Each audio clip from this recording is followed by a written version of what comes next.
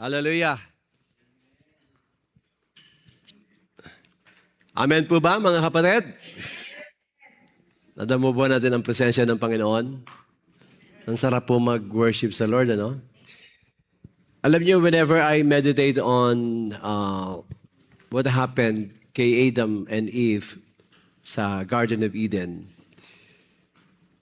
na dinadalaw sila ng Panginoon at nakakausap nila ang Lord face to face. Diba, pag nakakapuspusan, parang, alam niyo yun, yung feeling na, Lord, parang, huwag ka nang alis yung presence mo. Yung tangible, manifest presence mo. Diba? We want to linger and keep on lingering and lingering and lingering in the presence of the Lord. What more? Nakakita mo ang Lord face to face. Grabe, no? And I know na sa last nating teaching sa gabing ito, may inihanda na ang Panginoon. At they always quote in John chapter 2, di ba sa wedding ng Cana, na the Lord will always reserve the very best till the end. Sabi noong host, ibang klase kayo ah. Sa iba may handaan ang una siniserve.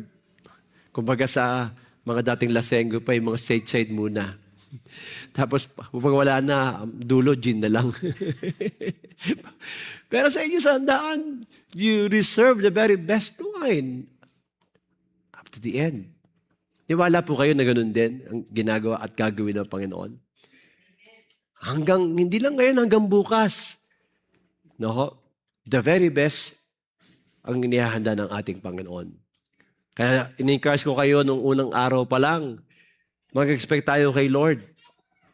Kasi di ba, according to the measure of your faith, it shall be given. It shall be granted. Di ba?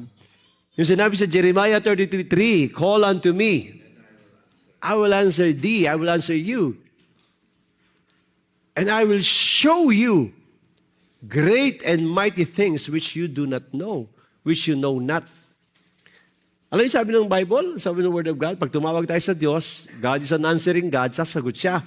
Pero mga kapatid, hindi lang siya basta sasagot. Ang sagot niya, beyond expectation. Diba? Ephesians 3:20, He can do exceedingly, abundantly, above all that we can ask, above also what we can think, or what, sabi ng ibang version, what we can imagine. Nung bata pa ako, ang hilig ko mag-imagine, para ako si Superman, lumilipad ako. Di ba? Ang dali mag-imagine. Kahit ngayon mag-imagine ako, lumilipad ako. Ang sarap lang, di ba? Sabi ng Bible, kaya ng Panginoon na gawin, higit pa sa kaya nating isipin. Because He is a limitless God. Amen? God is the God of impossibilities. At habang nag-worship tayo, may ini-impress sa akin ng Lord Kaya maghanda tayo. Sabi mo nga sa katabi mo, fasten your seatbelt. Yeah? Paghanda tayo. Okay? Kasi mukhang matinding turbulence ang dadaan natin ng gabing ito. May gagawin ng Panginoon. I can sense that. Ang last lesson po kasi natin, naka-on na siya, ayaw ng, okay. Nakita niyo na po kanina yung parang pinaka-primer niya, no? Yung keep the fire burning. We started with, He is a consuming fire, but there are fire killers. So, kapag dumadaan yung time na, kasi nga, wala namang perfect, wala namang Kristiyano na magpasimula siya, ay hindi na siya nanlamig, hindi na siya nakaranas ng mga struggles. So we have to kindle the fire. But once na-kindle na yung fire, ang dapat mangyari is for us to keep the fire burning. This is taken in Leviticus. In Leviticus chapter 6, sabi ng verse 12, the command of God is this, the fire on the altar shall be kept burning on it. It shall not go out. Hindi siya dapat mamatay. The priest shall burn wood on it every morning, and he shall arrange the burnt offering on it, and shall burn on it the fat of the peace offerings. Verse 13 says, fire shall be kept burning on the altar continually. Tuloy-tuloy. It shall not go out. Diba? Pag may sunog, iniintay natin yung announcement na fire out na. Wala na. Okay? Pero sabi ng Panginoon, with regards sa altar, gusto niya na tuloy-tuloy yung apoy. Hindi dapat mapugnaw ang apoy. Now, dito po sa Leviticus, chapter 6, it says the foundational framework, kung paano po yung mga naunang mga Israelita, they have to maintain their relationship with God. Kaya nga sinasabi natin, hindi ito religion eh. Christianity is not a religion. Christianity is relationship with God. One time, inaaral ko yung covenant. Pag nakikita ko yung cross, naalala ko palagi eh. Kasi, there is such thing as a vertical covenant and horizontal covenant. Nung sinabi ng ating Panginoon, you shall love the Lord your God with all your heart, with all your strength, with all your soul, with all your mind. Diba? Ang unang binanggit doon, yung vertical yung relationship natin with God. Kasi diba yung teacher, tinanong ng teacher na yon, si Lord, of all the commandments, which is the greatest? Diba? Sumagot ng Panginoon. Kinote niya yung Shema. That is the Shema sa Deuteronomy chapter 6. Pero may kadugtong. Sabi nga noon, and you shall love your neighbor as yourself. That is the horizontal relationship. Hindi natin pwede sabihin, we love God with all our heart, soul, mind, etc. And then we hate our brother. No. That's the mystery of the cross. Kaya kapag tuwing magkakasal ako, noong nakaraan, sinusunod yung mga ikinasal ko. Ako noong una ako nagkasal, siyempre, first timer. Ikaw babae, tinatanggap mo ba ang lalaking ito para pasakal sa kanya? Pasakal Kinakabahan kasi, imbis na pakasal, ipasakal. Siyempre, there's always first time. Pag first time talaga, ganon. Pero later on, kahit wala ka ng outline dahil lagi mo na ginagawa. No? Pero naalala ko, a marriage is a sacred covenant. Sabi ko nga, there is such thing as a vertical covenant. Yung vertical covenant na yon hindi equal ang na-covenant because our ka-covenant is God. Pero sa horizontal covenant, equal. Alam niyo po ba na yung marriage lang ang tanging may element ng horizontal and vertical in one? Pag nagpapakasal kasi isang tao, sa Diyos ka nakikipagtipan kayong dalawa at nakikipagtipan din kayo sa isa't isa. Kaya nga daw, ang marriage ay ang tanging tipanan na kasama yung vertical and horizontal relationship. Kaya ang diablo galit na galit sa marriage. So, isa pa nadaanan ko sa covenant, yung sinasabi na God will never, never, never enter into a serious relationship except sa covenant. Parang gano'n lang, hindi ba? Kahit matagal na kayo magjowa, mga kabataan, hindi ba? Magjowa kayo, live-in kayo, compatible naman kayo, pero pag hindi pa rin kayo kasal, kasi they did not enter into a covenant. God will never enter into a serious relationship apart from covenant. And once we covenant with God, He will reveal to us His secrets kapag nakipag-covenant tayo sa Kanya. God is a covenant-making God. He is a covenant-keeping God. Kaya nga, diniin ko ng isang araw, pag nagpabautismo tayo, nakikipag-covenant ka na eh. Kaya nga sabi ni Paul, sabi niya, ipinakasal ko kayo sa Kanya eh. Kaya hindi ganun basta-basta yung magpabaptize sa water. Hindi ito pag-anib sa reliyon. Nakipag-covenant ka kay Lord. Okay? So yun, dito po, ipinakita po yan kasi yung Leviticus is about holiness, sanctification. Grabe, kahit nga yung mga pader, pag may mga molds, dapat yan linis eh. Di ba sinabi ko nga, God is holy, we have a holy God, God dwells amongst the holy people, and even the land, kaya tinawag yung Holy Land eh. Di ba? Holy Land. Kaya gusto ng Panginoon, kahit yung ating mga sanctuary, dapat yan, sacred yan, sagrado yan eh. Because God resides. So makikita po natin dito, from that perspective, pinakita ng Diyos sa mga ancient Israelites how important their relationship with Him, okay? And then it transition from general instructions for worshipers to a specific procedural duties for the priest. So, dito po lumalalim yung revelation ni Jesus, who Jesus is. Kasi it all points to Jesus. And sinabi niya diyan, dahil nga po, nag-erect sila ng tabernacle. The very presence of God abides in the tabernacle. Okay? May altar po doon. Alam natin po, may outer court, meron pong holy place, may most holy place. No? So sabi ng Panginoon, specifically, the fire nang galing sa langit, sabing ganoon, kailangan ito magpatuloy, nag-aapoy. Keep the fire on the altar burning continually. This will serve as a perpetual flame, a perpetual fire. Okay? Symbolizing God's uninterrupted presence. Okay? His constant readiness to accept atonement. Kasi mag-o-offer sila ng mga blood sacrifices. Okay? And the believer's ceaseless, non-stop devotion. Kaya kailangan ang fire. Kailangan ang apoy.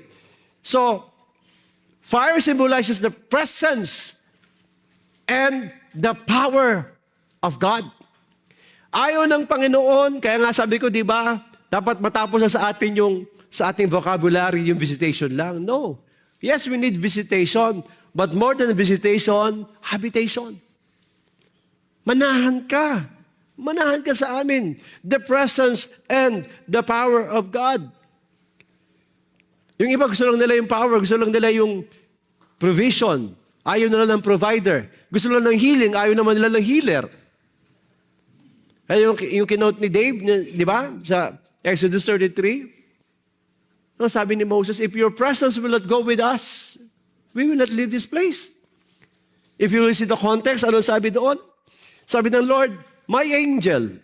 Kaya sabi na sa theology, pag sinabing an angel and the angel, magkaiba yon. An angel is a messenger. Pag sinabing the angel, Christophany yon. Yun yung manifestation ni Christ sa Old Testament.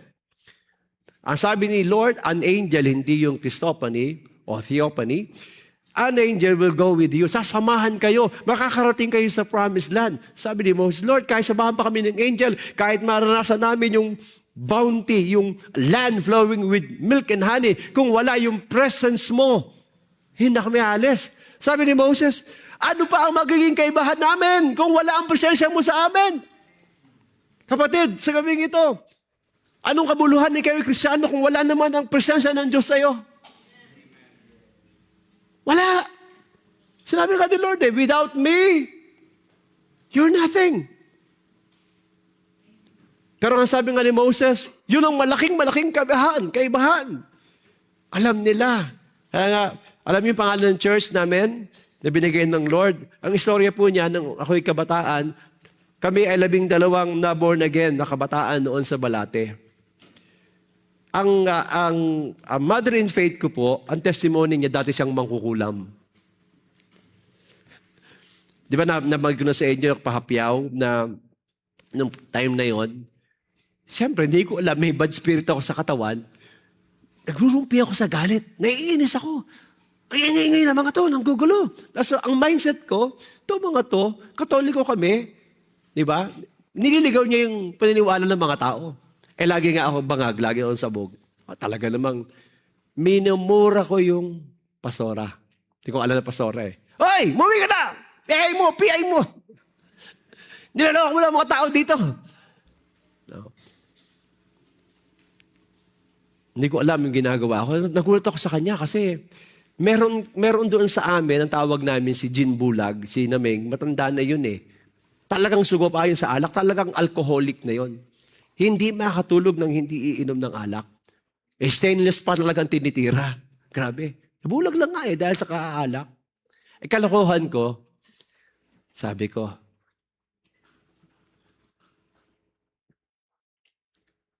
ano ka ha? Dati kang mangkukulam ha?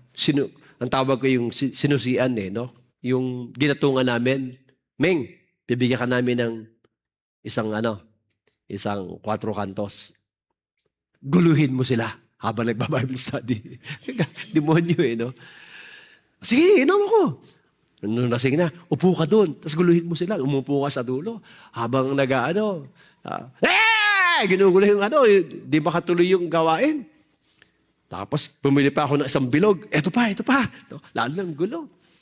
Kitang-kita ko, nung naaanoy na yung pastora, bilang itinuro, I command you in the name of Jesus Christ, you spirit of liquor over this man, get out! Yun ang sinabi niya, nag-command. Ako naman nag-uusyoso. Tatawa-tawa ako. Aba, nung mag-command, siyempre hindi ko pa alam yun, unbeliever pa ako Alam niyo, biglang yumuko si Naming, si Boy Naming. Yumuko. Bulong na ng bulong, hindi na ako makasigaw, hindi na makagalaw. Kilala ko yung tao yung kahit patayin mo sa bugbog yun, hindi mo maaawat ang kakulitan nun. Nakita ko yung raw power, nakita ko, grabe Pero ang mind ko, mangkukulam talaga to. Tapos lalo na pag nakikita ko nagtutumbahan yung mga tao, hindi ko pa alam, di ba, slaying in the spirit? Naku, sabi ko, yan na naman, nakakakulaman na naman. Alam niyo paano ako na born again? Itutuloy ko na yung nabitin na kwento. Kasi hindi ko lagi kinukwento ito Patagal na hindi ko kinukwento yan. Hanggang sinabi sa akin ng Panginoon, bakit mo kinakaya? Paano ka nakakilala? Sabi ko sa inyo, ako ay unbeliever. Kinukulit ako ng mga kaibigan ko na born again. Kasi yung pastora na yun, kaya napunta sa Malate, may naposes sa amin. Awa ko, may nakabasa sa inyo yung Demons, the Answer book ni Dr. Lester Sumrall. Yung kwento po yung Bethel, yung Cathedral of Praise, kung alam niyo sa Top Avenue. Si Clarita Villanueva nung araw, naposes po yan nasa correctional. Clarita Villanueva. Yan po yung istorya niyan. Missionary noon si Dr. Lester Sumrall kasi ang kanyang forte deliverance. Ina-announce po yan sa buong Pilipinas nung panahon na yan na merong nakakulong sa correctional yung bilangguan ng mga babae. At nagtataka sila kasi palagi may bite marks, may saliva and teeth mark itong babaeng ito. Sabi na siyempre, baliw kinakagat niya sarili niya. So, kumalat yung balita hanggang may mga experts ang ginawa, nilagyan ng straight jacket. Di nag-heal na yung kanyang mga sugat. Nagtataka sila, naka-straight jacket na, bakit may fresh wounds na naman? So, ang istorya noon, may book ako noon Demons, the Answer book.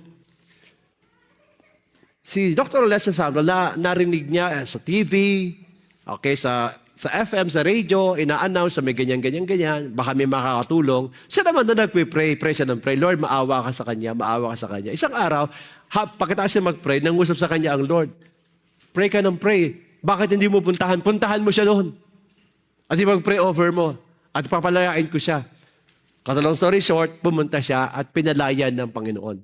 Alam niyo, dahil sa tuwa ni Mayor Lacson, si Mayor Lacson pa noon, ang mayor ng Manila, in-award niya ang Cathedral of Praise sa COP. Sa Bethel Temple dati yun Yun po yung istorya noon. So ganun din po yung nangyari sa amin. May na-possess, mga 5'9" siya, ang taba. As in, taba.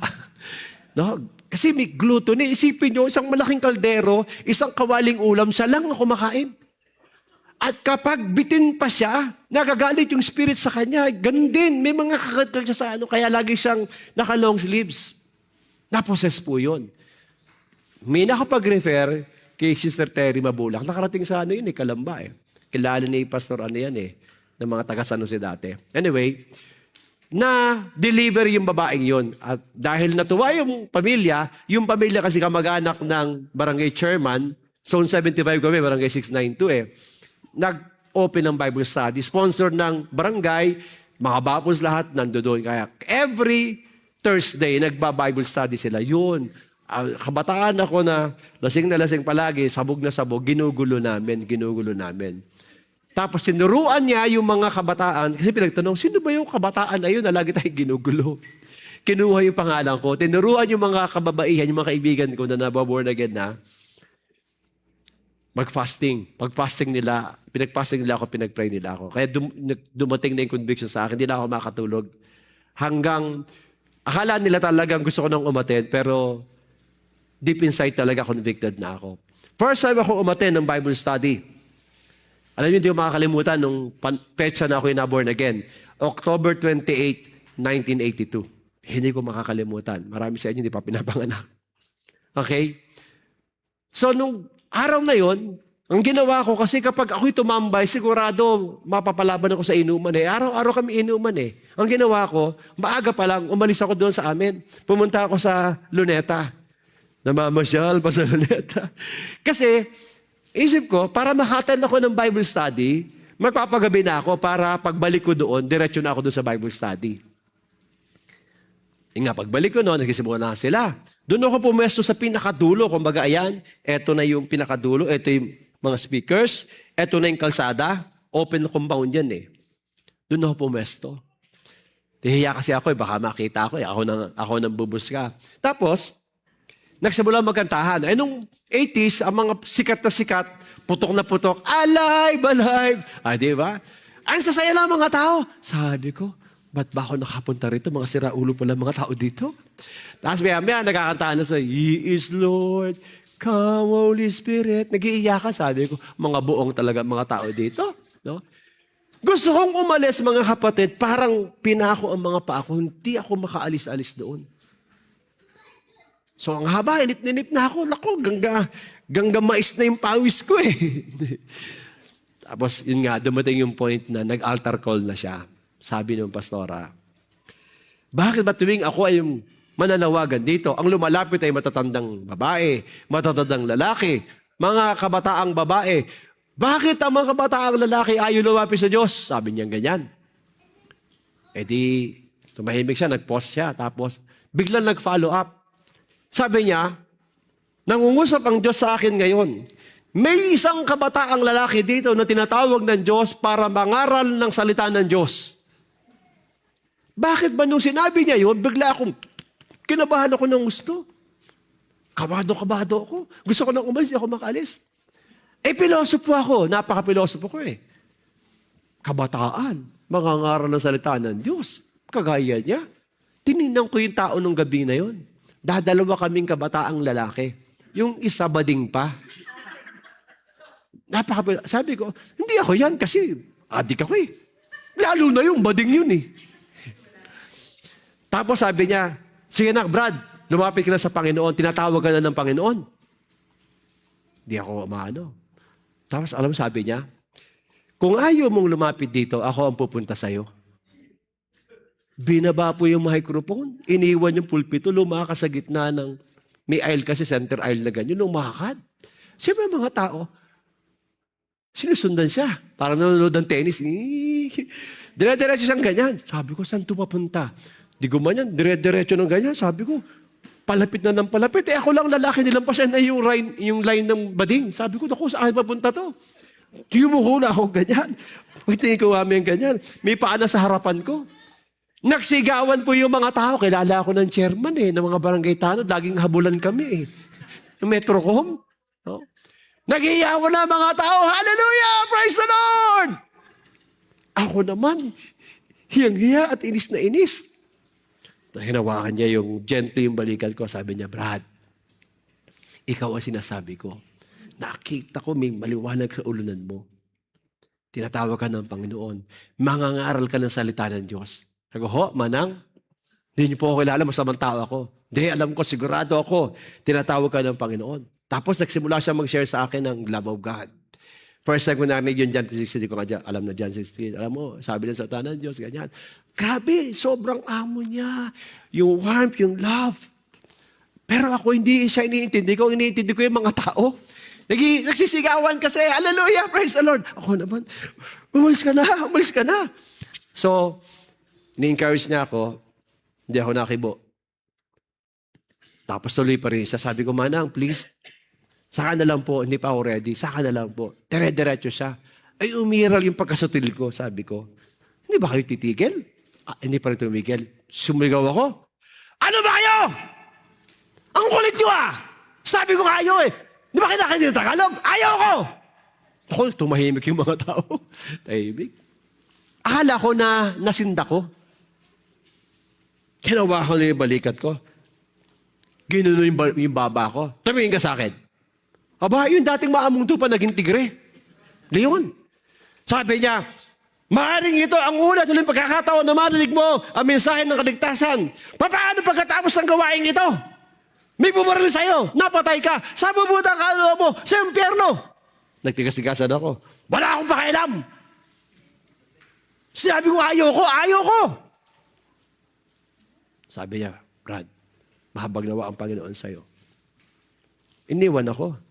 Sabi ko, alis na ako. Sabi ko, pampira, itong babaeng ito, pinahiya ako Habang bumabalik siya, ang isip ko, kasi may kabarkada akong kabitenyo na sobrang kulit, nakikita ko sila, meron silang service car sakbayan nung araw Nandoon sa labas kasi nakakapasok doon sa iskinita. Sabi ko, gaganti ako sa'yo. Tatawagin ko si Makoy. Babasagin namin yung windshield ng sasakyan mo. Paplatin namin lahat ng gulong. So sabi ko, sige, makakaganti ako sa'yo. Tapos, okay, patayo na, aalis na ako. Kasi ang intention bumalik uli sa kanya Sabi ko, one last look. Tandang-tanda ako, bubalik siya sa pulpito. Sabi niya sa mga tao, sige, mga kapatid, tumayo po tayo at awitin po natin ang panghuling awit. Inawit yung Amazing Grace. Amazing Grace, how sweet the sound. Sabi ko, habang nandiyan ka, babawi ako. Yung huling tingin ko sa harapan, nagulat po ako kasi doon sa pulpito niya, may nakatapat na daylight na di 40 para pag binabasa yung Bible maliwanag. Nung pagtingin ko pong ganon, alam niyo nakita ko parang libu-libong daylight. Sobrang liwanag sa tapat na yun. Nagulat ako na meron doon sa harapan. Pinilit ko pong tingnan. Kita ko siya Pero nang mag-focus ako ng pagtingin, alam niyo, nakita ko, may nakatayong lalaki sa harapan ng pulpito. Yung lalaki na nakatayo, puting-puti siya, white robe, buhok niya puti, hindi ko makita yung mukha, sobrang liwanag.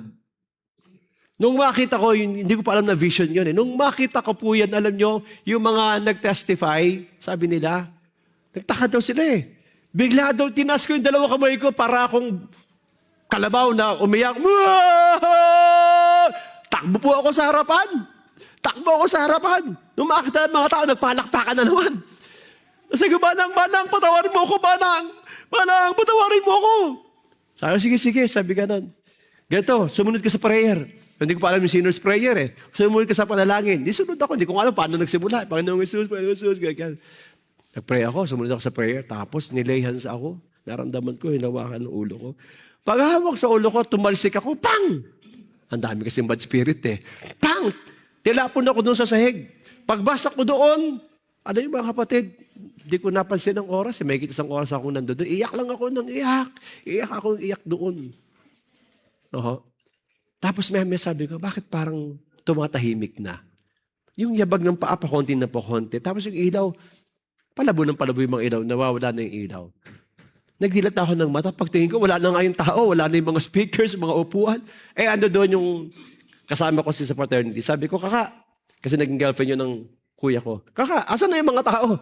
Nakaupo siya Niintay ako. Wala na. Nag-uwian na. Nainip sa'yo. Ang tagal mo Ganun. Ganun ba? Upo ka muna dito. Halika. Tapos kumuha ng tubig. Sabi sa akin, kaka, kumusta na? Anong pakiramdam mo? Sabi sa kanya, ewan ko nga kaka Pero ba't ganun? Ba't parang ang gaan ng pakiramdam ko? Ba't parang ang linis ng kalooban ko? Ano nangyari sa akin? Sabi niya, kaka, born again ka na. Ano yun? Born again ka na. Hindi ko naintindihan. Basta born again ka na. Nung gabi yun, alam niyo, pag uwi ko, parang nakalutang ako Grabe, sabi ko, maintindihan ano nangyari sa akin. And after that, nanghingi ako ng Tagalog Bible, old and new. Yun sabi ko na in 2 months' time, kasi ako ay professional tambay noon walang trabaho. In 2 months, wala akong ginawa kundi magbasa ng Bible at mag-pray. And after 8 months, nasa Bible school na ako. Doon mo makikita buhay ang Diyos. Amen. Unbeliever pa ako. Kaya nung mabasa ko yung kay Pablo, Saulo pa siya, Saul. Di ba? Inarest siya ng Panginoon, unbeliever pa siya eh. Kaya noon, akala ko, kaya nagka-pride ako ng as a young people, akala ko, lahat ng na-born again may ganun. Hindi pala. Lahat ng mga kabata, paano ako na-born again, bro? Akala ko may ganun. Kaya nung una, yumabang ako as a young people. Pero naramdaman ko yung power ng Panginoon. And I will tell you, yung encounter na yun noong 1982 up to now, by the grace of God, hindi po na ako tumalikod sa Panginoon. Kaya sabi ko nga, napakahalaga na tao magkaroon talaga ng encounter with God eh. Ano ho? Yung fire na yon sustain me up to now. Yung aking pong mentor, sabi niya sa akin, I will serve the Lord until my last breath. Kaya nakakalungkot mga Kristiyano pag may pagpapalit niya ang Panginoon kung ano lang. We need the fire of God. We need the presence of God. We need the power of God. Pero pagkaraan ng panahon, kasi nga po, wala siya, evangelist po siya, wala siyang home church. 12 kami nabaptize sabay-sabay sa Dewey, sa Rojas Boulevard, doon sa tapat ng Malate Church. Kami nilang mga bata nagpe-fellowship. Nung panahon pong yung mga kabataan, grabe, ang daming demon possessed nung araw eh. Halos araw-araw tinatawag kami. Naging Ghostbusters kami. Ako naging leader ng grupo. Tapos, nung isang prayer meeting namin, kasi palibasa marunong ako mag-gitara, ako nagwe-worship lead, kung saan kami abutin, kalsada, wala kami paalam sa mga tao. Worship kami, soaking kami. Isang soaking time namin, nagtanong kami, Lord, ano matatawag sa amin? Kasi tinatanong kami, anong grupo daw kami? Nag-prophesy isang kapatid, sabi niya, I am Jesus the Emmanuel. Doon po nakuha yung pangalan ng church. Ako lang, sa akin lang na-retain. Lahat sila ngayon po nag-backslide na. Ako na lang ang natira. Nung nasa Bible school ako, lahat ng Bible, mga missionary namimigay ng Bible, mga study Bibles, nilalagyan ko sa Bible ko, Jesus the Emmanuel. Sabi ng mga kaklasmate ko, schoolmate, ano yan? Sabi ko, malaking ministry yan. Pero wala pa. Kasi Emmanuel, Matthew 1:23, no? Kasama natin ang ating Panginoon. Kaya nga mga kapatid, gusto ng Panginoon yung fire, nilagyan tayo ng apoy, inapoyin tayo ng ating Panginoon, but meron tayong role, meron tayong part, meron tayong duty. We must maintain, we must keep the fire burning. Ganun po lagi ang Panginoon eh. Ang tawag nila dyan, participatory governance. Hindi po, kaya nga nag-aaway ang mga Calvinists at Arminianists eh. Sa isa, ang salvation solely dependent upon God. Sa isa naman, solely upon man. No. God initiated salvation, pero may presence tayo. Ang presence natin, di ba, Philippians 2:12, hindi ba? Work out your salvation with fear and trembling. Hindi work for salvation. Work out. Ibig sabihin, you will, di ba, minsan may pastor nag-pray, sabi niya, pareho lang kami ng muscle ni Arnold Schwarzenegger. Kahit, ako, pareho kami ng muscle. Hindi sa size, sa number ng muscle. Kayo naman eh. No? Ganun din ang faith. Sabi ng Romans, we have the same measure of faith.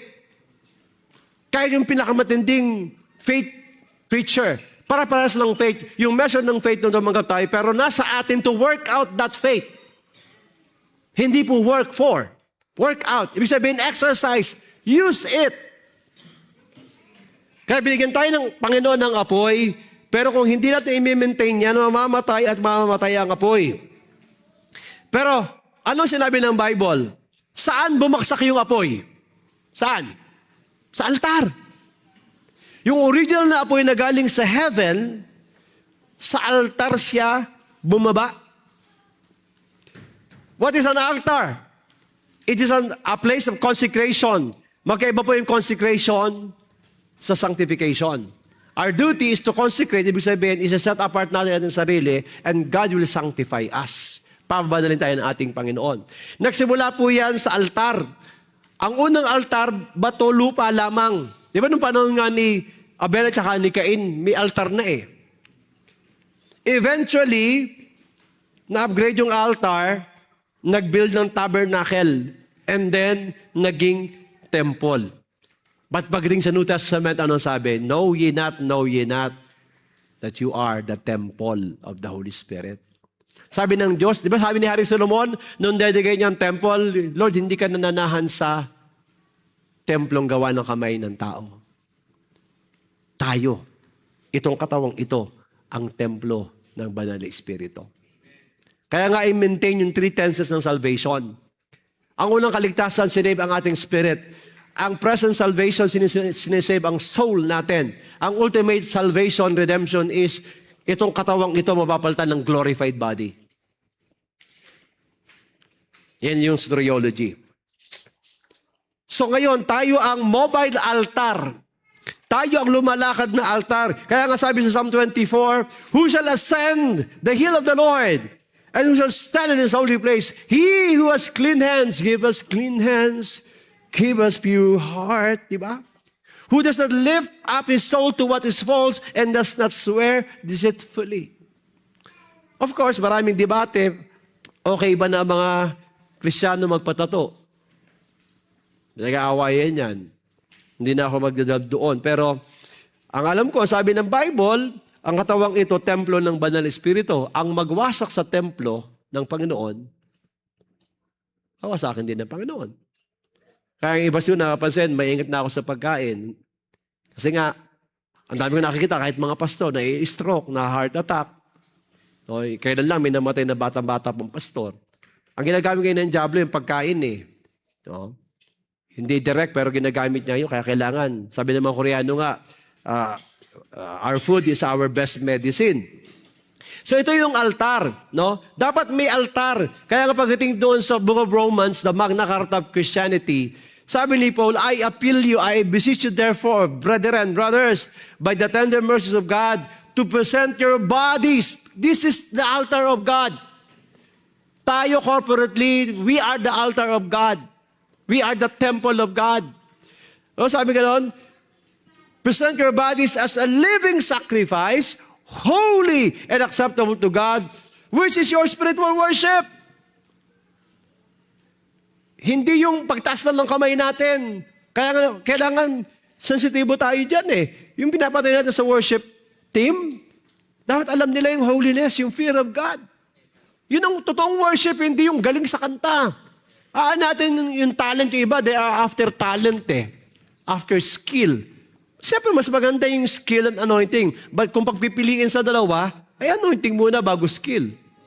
Madaming skilled. Marami ka nakikita mga worship teams, mga mega churches. Pero if you're sensitive sa anointing, you know, this is just talent. Walang anointing. Eh, pare, di ba, pag bumaba tayo sa tribo ng araw, grabe, yung mga instrumento, talagang literal na drum lang, water cane lang. Yung ginagamit pa nila, yung nylon lang yung string. Pero pag nag-worship, pang bihira, bumababa talaga ang presensya ng Panginoon. No? So, naintindihan nila yan eh. Do not be conformed to this world, but be transformed by the renewal of your mind, that by testing you may discern what is the will of God, what is good and acceptable and perfect. Minsan ang common tanong, Pastor, ano kaya ang will ni Lord sa akin? Eh sabi, kung i-offer mo ang body mo sa ating Panginoon, buong buo, you will discern, you will know the will of God. The good, the acceptable and perfect will of God for you. We are the altar. Kaya nga, yun ang intention ng Panginoon. Minsan nakinig po ko sa isang testimony, yung World Trumpet Ministries. Kasi mahilig akong makinig sa mga ganun eh. Again, another dating Satanist. Ang kanyang assignment din noon, masakin ng mga simbahan. Sabi niya, nag-iikot siya sa buong Africa. Tapos napansin niya, pag ang mga Kristiyano daw po nagpipray, prayer gathering, nagpipray ang mga Christians. Kikita niya, totoo, yung incense, yung smoke nagra-rise. Pero napansin niya, may 3 kategorya eh. May mga prayer gathering siyang napuntahan, nagra-rise up yung incense, okay, yung smoke, pero hindi makalampas sa kisame. Nawawala kagad. Meron naman, na umaangat siyang ganyan, tapos napansin niya, yung spiritual atmosphere, dito sa Alberta, kung yan ay matindi pa ang presence ng demonic host, may nakita siyang concrete blanket, parang may kalsada sa taas, yung prayer ng mga Christians hindi makalampas-lampas. Pero meron siya nakita ng mga talagang mga matitinding intercessor. Nung mag-pray, umusok, kumapal yung usok, pumunta doon sa makapal na nakaharang doon sa taas, tapos nag-apoy yung usok na yon at binutas niya yung makapal na sementong nasa taas. Inobserbahan niya yung mga taong iyon. At ito ang kanyang verdict. Sabi niya, yung unang grupo na pag yung mga Christians daw nagpipray, tapos immediately na-extinguish yung incense, these are the Christians na walang totoong repentance. Ang prayers nila immediately na-extinguish. The second group naman ng mga nagpipray, sabi niya, these are the ones who repented of their sins. Pero hindi nila ma-penetrate yung thick covering ng darkness doon sa area na yon, though they repented, but it is not coupled with faith. But yung pangatlo, they repented, na-develop yung faith nila, and they have fire in their hearts. Kaya yung umaangat na usok na ganyan, may nagiging apoy, at binutas, nagkaroon ng portal doon sa lugar na yon. At napansin niya yung pastor na gusto niyang patayin, meron siyang portal na sumusunod sa kanya. Kahit saan siya pumunta, dala-dala yung open heavens yung pastor na yun. Kahit na gaano katindi yung kongregasyon, matindi yung spirit, dala-dala niya yung anointing eh. Kasi yung prayer life niya, kasi siya ay sanctified sa ating Panginoon. Kasi siya ay walking altar. Kaya dala-dala niya yung anointing na yon, yung fire na yon. Do you not know that you are God's temple and that God's Spirit dwells in you? Yung sinasabi ko kanina, if anyone destroy God's temple, God will destroy him. For God's temple is holy and you are that temple. Ayaw ng Lord na bumibisita lang sa temple. Gusto ng Panginoon manahan. In fact, the word tabernacle, I will tabernacle with you. Mananahan ako sa inyo. Yun ang gusto ng Panginoon. God will tabernacle, nananahan. Kaya nga, ito po sa akin na I don't know, naging rema sa akin ito eh. Bakit natatakot ka sa mga espiritu? Eh nananahan ng Holy Spirit sa iyo. Alam niyo, sa karanasan ko dyan sa deliverance, alam din ng demonyo kung anong anointing meron sa buhay mo eh. Malayo pa lang, takot na eh. Yung nga yung huling deliverance ko, kasi grabe, alam niyo nangyari doon? Buong pamilya sila, grabe, binigyan sila ng mga anting-anting medalyon. Nung mag-deliverance kami doon, nakalaya siya.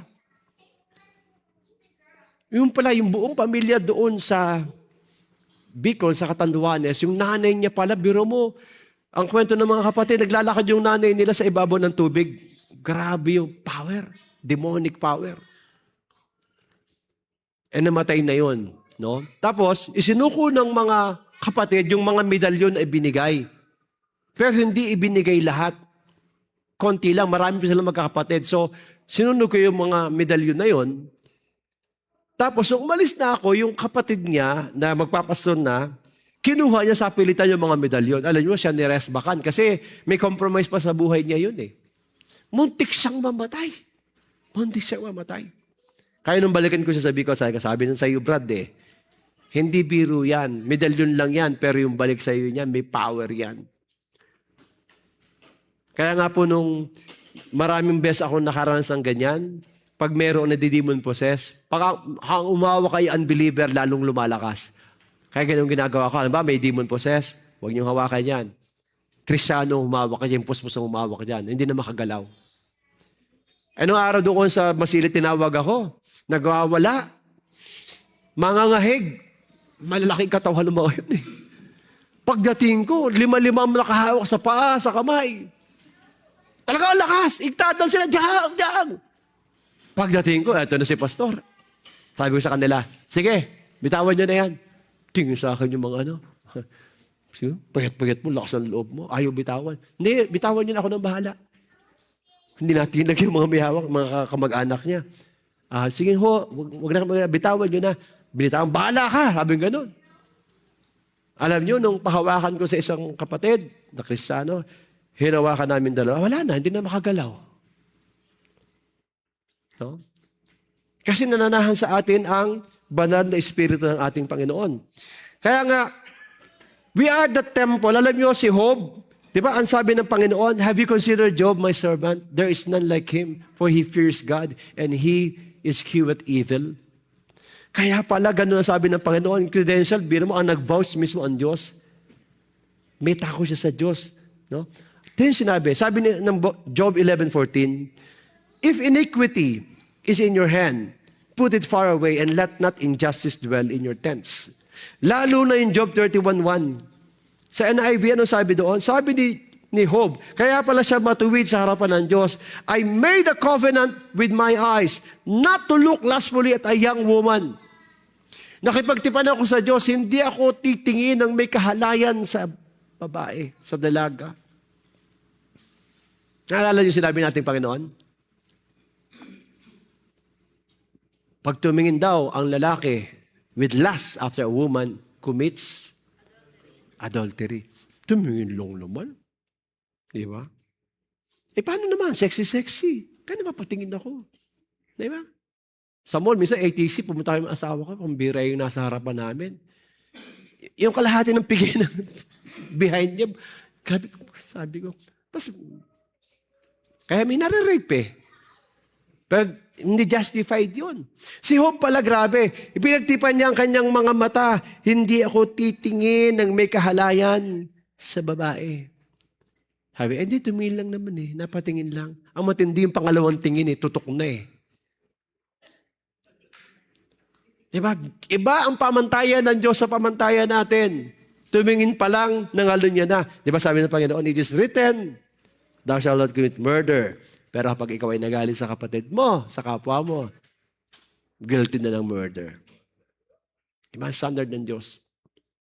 God is holy. Grabe yung privilege. Gusto niya manahan sa atin. Gusto niya mag-indwell sa atin to tabernacle with us. Kaya doon nagsimula yung fire na yun eh. Sa temple, sa altar, sa tabernacle. But eventually in the New Testament, up to the book of Revelation, He will tabernacle with us. Kaya lang, kagaya ng pinag-aralan natin, may fire killer, sa altar, sabi ng chapter 6, verse 10, and the priest shall put on his linen garment and put his linen undergarment on his body, and he shall take up the ashes to which the fire has reduced the burnt offering on the altar and put them beside the altar. Sa context na yan, ang nagre-reduce at pumapatay ng apoy, yung abo. Alam natin yung abo, di ba? Yung abo, sabi, he shall take off his garments and put on other garments and carry the ashes outside the camp to a clean place. Hindi dapat manatili doon sa altar yung abo. Kasi pag may abo doon, di ba? May mamamatay. No? Mamamatay na yung apoy. Ano ba yung ibig sabihin ng abo? The ash speaks of sins and anything that comes between us and God.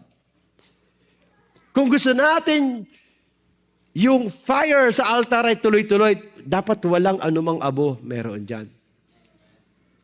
Kaya nga, daily ang consecration. Daily ang consecration. Lord, I offer my body. Lord, cleanse me. Lord, ino-offer ko my thoughts, my words, my innermost being, Lord God. Okay, sabihin ba, okay mo naman. Babalabanalan ka.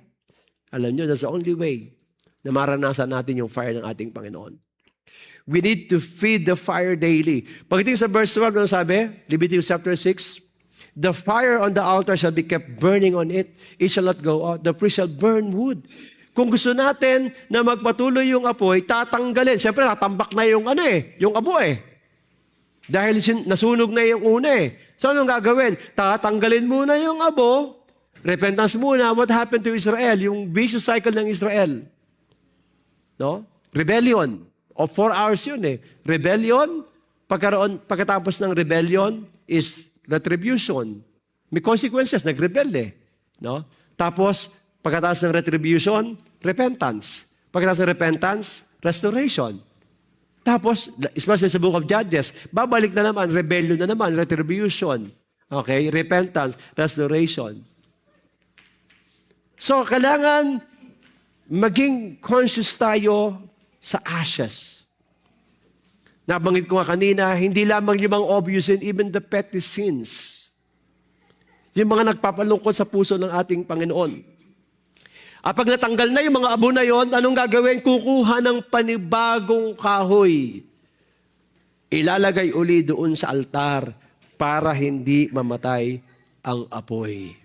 Someone said, yesterday's wood will not sustain today's fire. Yung iginatong mo kahapon, alam mo nung, 50 years ago, grabe, puspos na puspos ako. 50 years ago, kamusta ka ngayon? Sabi ng 2 Corinthians 6:2, today is the day of salvation. Now is the accepted time. Salvation is today. Hindi pwede pag malaki, ako, ginamit ako ng Panginoon. Mightily. Kung sa kama ngayon, mightily pa rin, mightililing na. Dati mightililing na. We cannot celebrate yesterday's laurel. Kailangan daily. Hindi masusustain ng yesterday's wood, today's fire. Kalimutan mo na yon. Napakahalaga po ito mga kapatid, ito pinag-uusapan natin. Ano yun? Kailangan lagyan natin palagi ng wood. And once nalagyan natin yan, ano sabi? Protect the fire. The fire must not get out. Nabanggit ko yun, di ba? Sabi nga nun, fan into flame. Ingatan natin. Alam niyo, nung unari ko, nang kimorserol, bata pa ako noon, sabi nga, yung anointing, if you will not take care of the anointing, that very anointing will destroy you. Si Saul, anointed siya, pinili siya eh. Kaya lang, nagsimulang mag-disobey siya. That very anointing, kaya nakakatakot. Kaya nga araw-araw dapat, Lord, ginagamit ka ng Panginoon, gagamitin din ng kaaway sa iyo yan. Kapag hindi natin maintain ang holiness, yung righteousness na galing sa ating Panginoon. Sabi nga, for this reason, I remind you to fan into flame the gift of God which is in you through the laying on of my hands. Maikli lang po ito kasi mag-dwell tayo more on soaking eh. Kaya nga, dapat po, hindi mga fire killers. Dapat yung mga, pinag-usapan na natin yan. Yung ating prayer life, yung ating devotion, yung ating relationship with God. Habang tayo nag-worship kanina, paulit-ulit na niremind ako ng Lord sa Luke chapter 14. Di ba ang challenge ng ating Panginoon, if anyone wants to, follow me. Di ba? Deny himself. Ang challenge ng ating Panginoon, kung mas mahal mo ang asawa mo, mas mahal mo ang anak mo, mas mahal mo ang tatay mo, nanay mo, o sino man, mas mahal mo ang karir mo, nang higit sa akin, hindi ka karapat-dapat sa akin. Akala ng iba, yung Christianity, mumurahin, cheap, no. Nung narinig ko kay Boy Baldomaro yon, yung mga terorista, sabi ng leader nila, mga kabataan lang, teenager. Sino sa inyo ang gustong magpalagay ng bomba sa katawan? Human bomb. Yung mga bata, ako po! Ang mga Kristyano, pag umulan, nawawala kasi asin natutunaw.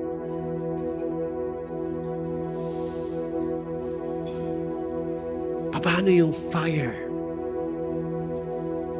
Mananatili sa atin kung hindi natin naintindihan ang cause ng discipleship na commitment. God gave His very best for us. Sabi ng Romans 8:31, hindi niya pinagkait ang kanyang bugtong na anak. Meron pa ba siyang ipagkakait sa atin? Alam niyo, ito yung nadidiscern ko in general bakit may mga Kristiyanong ayaw mapuspos? Madalas ko nakita yan. Nagkakapuspusan na, meron lang, nakaganon lang. Wala lang. Okay? Ayun, nakita ko. Isang nakita ko, sa mga Kristiyano, takot na mapuspos kasi, Lord, baka pag napuspos ako, magdiman ka sa akin eh. May pinagpagawa ka sa akin, ayaw mag-commit. Kaya, ang Lord naman, hindi tayo pipilitin. I don't know kung ganun ka. Yung iba naman, ayaw niya matanggal yung kanyang dignidad. Ayoko. Baka mamaya pag ako ay tinamaan ng Holy Spirit, kung ano ang gawin ko dito, pagtawanan pa ako, kaya hiya. Alam niyo yung aming pong pastora sa Mindoro, bago po yung nag-commit sa Mindoro, nauna muna actually, anniversary namin, nag-prophesy si Dante Velus, Pastor Dante. God will open a church for you in Mindoro. Eh yung asawa niya, taga Mindoro, siya taga Calamba. Revival night na puspos, grabe po. Teacher po yun ha. Grabe, parang lasing. Galugan yung buong simbahan. Ano tama ng sobra, parang bangag na bangag siya. Pero after that, grabe. Ginamit siya ng Panginoon. Hanggang ngayon, ginagamit ng Lord. Siya po ngayon ang head ng kababaihan, samahan ng kababaihan sa buong Oriental Mindoro. Nakita ko kung paano siya pinuspos ng ating Panginoon. Yun po yung challenge eh. Nanggaling ang apoy sa ating Panginoon. Ang sabi ng Panginoon, ang duty natin, keep the fire burning. Ayaw ng Panginoon na mapugnaw ang apoy. Kaya nga nung ipinag-pray ko itong retreat na to, sabi ko kay Pastor Referent, alam ko, nangusap sa inyo ang Panginoon. And again, I'm challenging you. Hindi po nagkataon kung ba't nandito kayo. Kayo po ang magpapasimula ng apoy sa lugar na to. You must be carriers and couriers of God's fire. Pero, you must do your part. Sa hapong ito mga kapatid, handa ka bang tanggalin lahat ng pwedeng mga fire killers sa buhay mo? Through and through. And put on the fire accelerants. Yung mga, alam nyo, sa Mountain Province, blessed na blessed ako doon. Grabe, pag nag-fellowship ang mga igurot. First time ako nag-fellowship sa bundok, nung ako estudyante sa Bible School. 3 hours kaming sumakay ng bus. 2 hours kami nag-hike. Pagdating doon sa church, malayo pa lang, ang dahil kumakamay along the way. Pagdating sa church, pagod na po ako. Akala ko, hindi marunong mag-Tagalog yung katabi ko. Mga igorotang matanda eh. Mga auntie tawag nila. Sabi ko, ang layo naman pala nito. 3 hours ang bus. 2 hours ang hike. Nagsalita, bakit Brad? Saan ka ba nanggaling? Sabi ko, doon po sa, sa Itogon po eh. Buti ko nga ay 5 hours. Kami, 5 araw kami naglakad. Maka-attend lang sa gawaing ito. Tapos yung revival night, mga kabataan. Brad, sayaw tayo. Akala ko wordling sayawan eh. Hinahatak ako ng igorota. Habang hawak kamay ko, nagsasayaw kami, nag-speaking in tongues, harap papabandayan. Grabe yung kapuspusan. Kaya nagkaroon ko ng desire eh. Alam nyo yan, simpleng ginagamit ng Diablo. Ayaw ko mawala yung dignity ko. Ako pa naman ako isang professional. Ayaw ko magmukhang timang, ayaw ko para akong Ang iba naman takot, ayaw ko matumba. Alam nyo, na makaranas kami ng matinding revival, mga kapatid, nakita ko, ang Diyos talaga humahawak talaga eh. May pinag-pray over ko malapit sa stage, semento yung stage. Nung pag-pray over kong ganyan, hindi ko pa nahawakan, na-slain. Pero imbis na pag ganun ang baksak, umikot.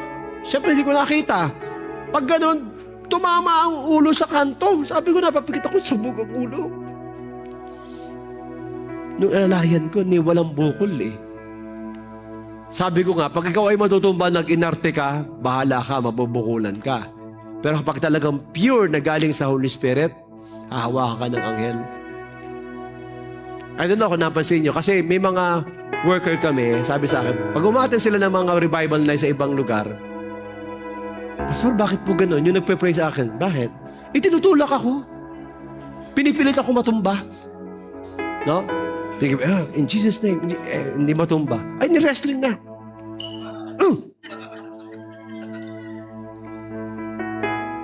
Ang kayo makapagsabi nung pinag-pray over namin kayo at may nagtulak ba sa inyo?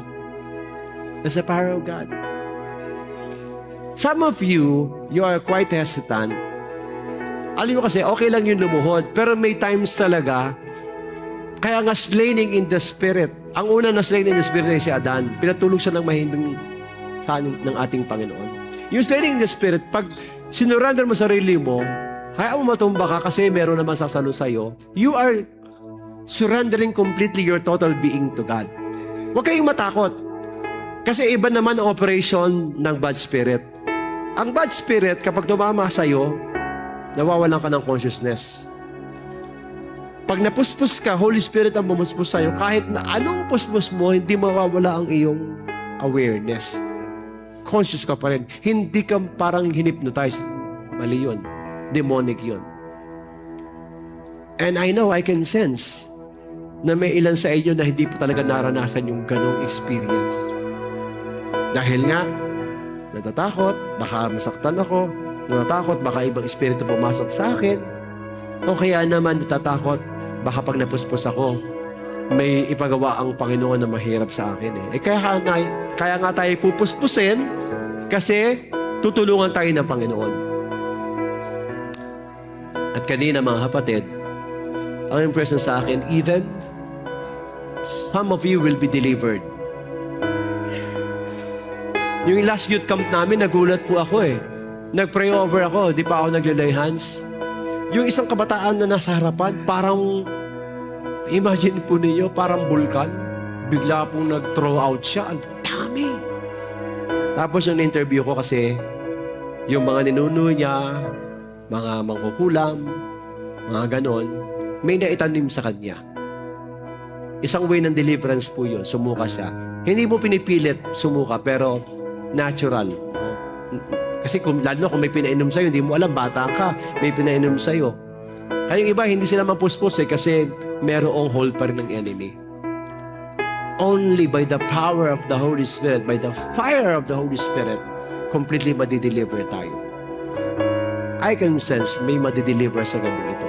Hindi ibig sabihin may bad spirit ka, pero nagkaroon lang ng hold ng enemy dahil sa mga ninuno natin. Dahil sa generational curse. But that will be possible if we will allow Him. Total surrender, Lord. Gusto ko po yung fire na yan. Gusto ko po na hindi na mamatay ang apoy na yan. Here am I, Lord, surrendering myself to you. Tumayo po tayo sa presensya ng Panginoon and we will worship the Lord. We will wait upon the Lord sa gabing ito.